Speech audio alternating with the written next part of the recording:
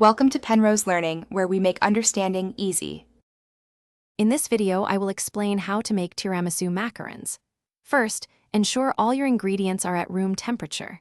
Sift your almond flour and powdered sugar together to remove any lumps. Then, whip your egg whites with granulated sugar until they form stiff, glossy peaks.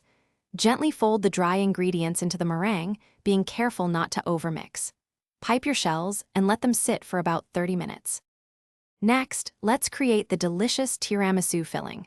Start by brewing a strong shot of espresso and allow it to cool completely. In a separate bowl, whisk egg yolks with sugar over a double boiler until thickened and pale. Fold in mascarpone cheese until smooth.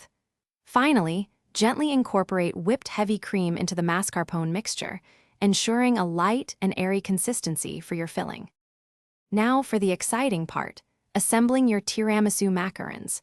Take one cooled macaron shell and lightly dip its flat side into the cooled espresso. Be quick to avoid oversaturating it.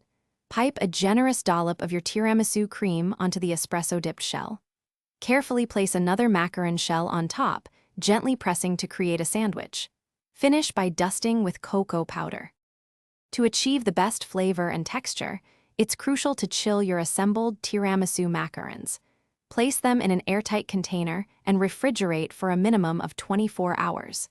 This resting period allows the flavors to fully develop and the shells to soften slightly. Before serving, let them come to room temperature for about 15 minutes. Enjoy your homemade tiramisu macarons.